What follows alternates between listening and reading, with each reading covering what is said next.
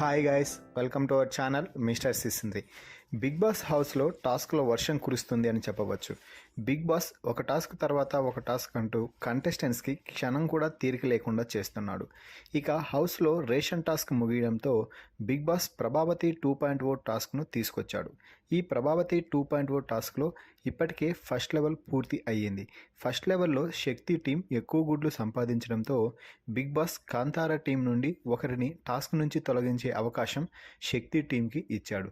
దీనితో కాంతారా టీం నుండి టాస్క్లో దుమ్ము రేపుతున్న నబీల్ను శక్తి టీం టాస్క్ నుండి అవుట్ చేసేసింది. ఇది టీం అందరూ కలిసి తీసుకున్న నిర్ణయం అంటూ నిఖిల్ చెప్పాడు. దీంతో నబీల్ను ప్రభావతి టాస్క్ నుంచి సంచాలకుగా నియమించాడు బిగ్ బాస్.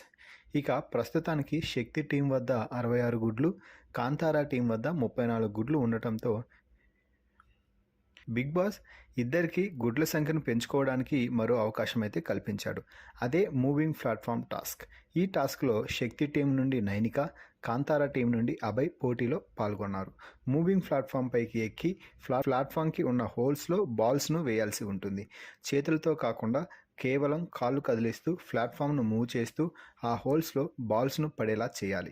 ఇక ఈ టాస్క్కి సంచాలకుగా పృథ్వీరాజ్ వ్యవహరించాడు. టాస్క్ ప్రారంభమైన తర్వాత ఇద్దరు కాసేపు బాల్స్ను హోల్స్లో వేయడానికి కష్టపడ్డారు.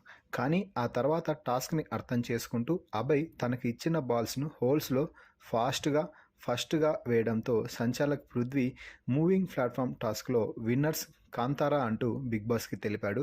అయితే నైనిక కూడా బాగానే కష్టపడ్డా కూడా చివరి బాల్ హోల్లో వేయడంలో కొంచెం తడబడటంతో టాస్క్లో ఓడిపోయింది. అయితే శక్తి టీం అందరూ కూడా నైనికను అభినందించారు.